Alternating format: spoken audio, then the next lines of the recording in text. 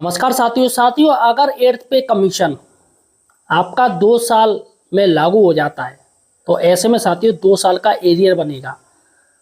दोस्तों शिव गोपाल मिश्रा जी एनसीजेसीएम के अध्यक्ष हैं, जिनका कहना है कि 2 साल का जो एरियर है वो करीब 5.5 लाख रुपए बनेगा। जी हाँ साथियों, और सरकार इसको फौरन किस्तों में देने के लिए तैयार हो गई है। साथियों आज हम बात करेंगे कि पेंशनरों की क्या क्या मांगे हैं एर्थ पे कमीशन में।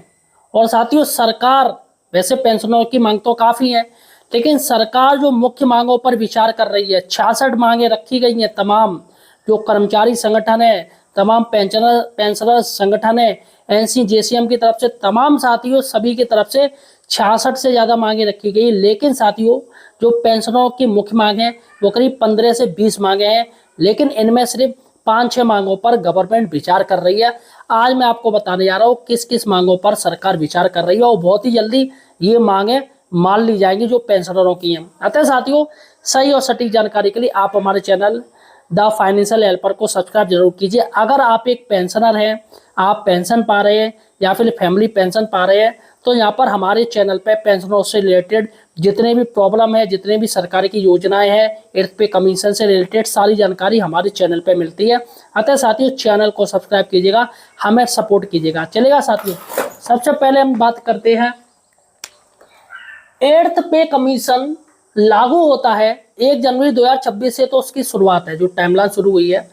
और साथियों अगर ये 2 साल बाद लागू होता है तो यहाँ पर जो एरियर का जो पैसा मिलेगा वो 5,65,000 रुपए मिलेगा। जी हाँ साथियों, ये शिव गोपाल मिश्रा जी कह रहे हैं, एनसीजेसीएम के अध्यक्ष, इनका दावा है।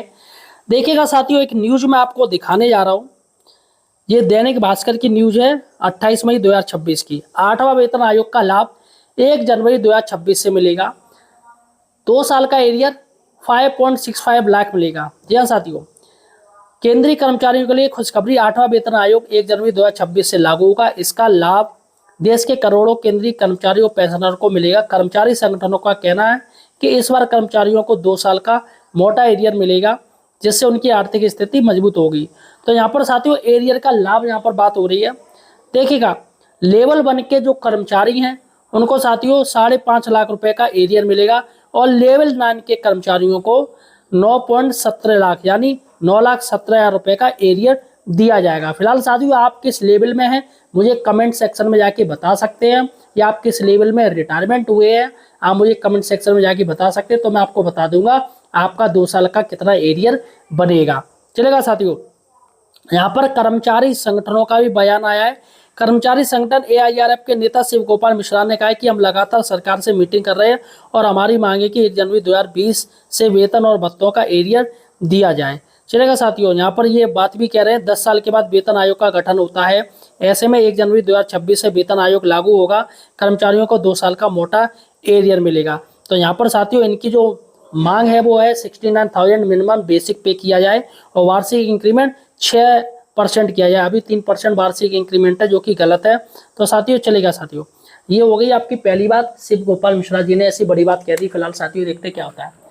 दूसरी बड़ी बात है दोस्तों, 22 से 23 जून एर्थ पे कमीशन की टीम लखनऊ में जाएगी और वहां पर मीटिंग होगी साथियों।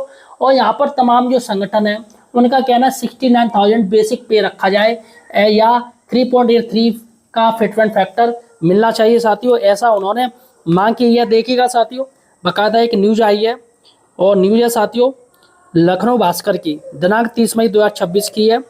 वेतन आयोग की मीटिंग लखनऊ में, बेसिक सैलरी 69,000 पर चर्चा। 22 और 23 जून को 8वें वेतन आयोग की अध्यक्ष रंजना विकास देसाई की कर्मचारी संगठनों के साथ अहम बैठक, मेमोरेंडम लिए जाएंगे। तो यहाँ पर साथियों बात हो रही है कि यहाँ पर 69,000 की बात हो रही है। 3.83 3.83 का फिटमेंट फैक्टर मिलना चाहिए। और यहाँ पर साथियों देखिए और एक बात हो रही है कि परिवार की यूनिट है, जो फैमिली यूनिट है, उससे 5 किया जाए। अभी साथियों 3 मिल रही है, जो कि गलत है। सूत्रों के अनुसार इस बार वेतन निर्धारण में एक परिवार की 5 यूनिट्स को शामिल किया जाएगा, यानी 5 लोगों के परिवार को ध्यान में रखते हुए सैलरी न्यूनतम स्ट्रक्चर किया जाएगा, जिससे न्यूनतम वेतन बढ़कर 69,000 होने की संभावना है। तो साथियों यहाँ पर ये मांग है, जैसे बेसिक पे 69,000 से 70,000 रुपये की जाए, और महंगाई को ध्यान में रखते हुए सैलरी और भत्तों में बढ़ोतरी हो, पुरानी पेंशन को बहाल किया जाए, प्रमोशन और कैरियर ग्रोथ के अवसर बढ़ाए जाए। तो यहाँ पर जो मांग हो रही है साथियों, बहुत जायज मांग है। चलेगा साथियों, अब हम बात करते हैं पेंशनरों की। देखिएगा साथियों, जो सरकार जो सोच रही है वो एडिशनल पेंशन पर विचार कर रही है, जिनकी 65 साल, 70 साल, 75 साल, 80 साल प्लस वालों को सरकार एडिशनल पेंशन दे सकती है। क्योंकि साथियों पेंशनरों का कहना है कि हमें एडिशनल पेंशन दी जाए, क्योंकि हम सुपर सीनियर हो गए साथियों, सीनियर सिटीजन है, ये सुपर भी है, इसमें काफ़ी ज़्यादा है। तो ऐसे में उनको पेंशन कम पड़ रही है। तो इस पर साथियों और एडिशनल पेंशन की मांग की जा रही है कि पेंशन बढ़ाई जाए, और बढ़ना भी चाहिए। चलेगा साथियों, चौथी बड़ी मांग है इनके, वो है डीए डीआर की अलग से कैलकुलेशन की जाए। साथियों इस पर सरकार विचार कर रही है, और बहुत ही जल्दी इस पर भी मोहर लगाएगी। जैसे साथियों डीए, ये जो गवर्नमेंट एम्प्लॉय हैं जो नौकरी में, उनके लिए डीए मिलता है, और डीआर जो पेंशनर होते हैं उनको डीआर दिया जाता है। लेकिन इनकी जो कैलकुलेशन है वो साथ साथ की जाती है, जो कि गलत है। क्योंकि साथियों एक कर्मचारी जो नौकरी में है और एक कर्मचारी जो रिटायरमेंट हो चुका है, उसमें आपस में इक्वल नहीं हो सकते हैं, दोनों अलग अलग होते हैं। क्योंकि उनकी सैलरी अलग होती है, बेसिक स्ट्रक्चर अलग होता है, और जबकि पेंशनरों की सैलरी यानी पेंशन अलग होती है, बेसिक स्ट्रक्चर अलग होता है। इसलिए दोनों की जो कैलकुलेशन है डीए डीआर की, वो अलग अलग करनी चाहिए, और भौतिक स्थिति देख के करनी चाहिए, स्थलीय स्थिति देख के करनी चाहिए, किस तरीके से महंगाई हो रही है वो चीज़ देख के करनी चाहिए। होता क्या है कि तमाम जो अधिकारी हैं सरकार के, वो एसी कपड़ों में बैठ के अपने आप खुद से ही गुणा भाग लगा के भैया AICPI के सूचकांक के आंकड़े जारी कर देते, जो कि गलत है। तो साथियों यहाँ पर ये मांग की गई है, बहुत बड़ी मांग है। उसके बाद है दोस्तों 10 वर्ष को घटाकर हर 5 साल में पेंशन संशोधन किया जाए। अभी साथियों वेतन आयोग 10 साल का इंतजार इतना ज़्यादा लंबा रहता है, जो कि गलत है। तो यहाँ पर अगर आप कर्मचारी के लिए आप 10 साल वेतन आयोग का संशोधन जो भी कुछ है कीजिएगा, 10 साल रखिएगा कर्मचारी के लिए। लेकिन जो पेंशनर हैं उनको साथियों उनकी मांग है कि हमारे लिए 5 साल किया जाए, क्योंकि पेंशनर का डिपार्टमेंट अलग होता है, पेंशनर का जो सारा कुछ वो अलग होता है, और एक कर्मचारी नौकरी कर रहा है उसका हिसाब अलग होता है। तो इसलिए साथियों यहाँ पर मांग की गई है कि पेंशनर को सरकारी कर्मचारी और कार्यरत कर्मचारी उनसे बिल्कुल अलग रखा जाए, हर चीज़ की जो कैलकुलेशन है वो अलग अलग की जाए। जैसे कि साथियों यहाँ पर एडिशनल पेंशन की बात हो रही है, और डीए डीआर का अलग कैलकुलेशन किया जाए। इसके साथ ही जो 10 वर्ष, जैसे कर्मचारी को 10 वर्ष है, तो यहाँ पर पेंशनर को हर 5 साल में वेतन आयोग का फायदा मिलना चाहिए साथियों, ऐसी मांग की गई है। उसके बाद इनकी मांग है कैशलेस मेडिकल ट्रीटमेंट, उसमें साथियों सुधार किया जाए।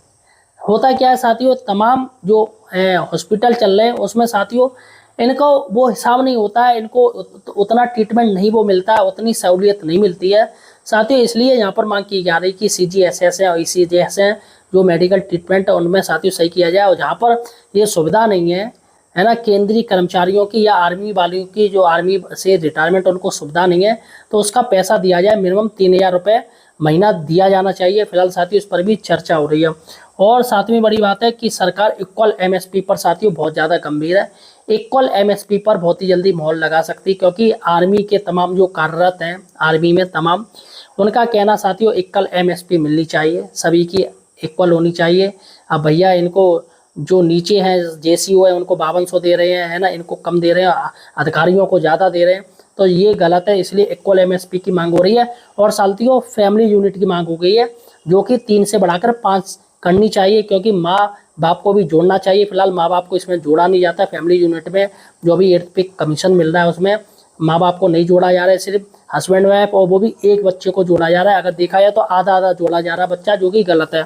तो फिलहाल साथियों अगर आप एक पेंशनर हैं और भी कोई मांग ऐड होनी चाहिए आपकी, और भी कोई मांग है तो मुझे कमेंट सेक्शन में बताइएगा। फिलहाल साथियों सरकार इन मांगों पर बहुत गंभीर विचार कर रही है, और जहाँ तक मुझे उम्मीद है कि इन मांगों पर फाइनल मोहर भी सरकार लगा देगी। धन्यवाद।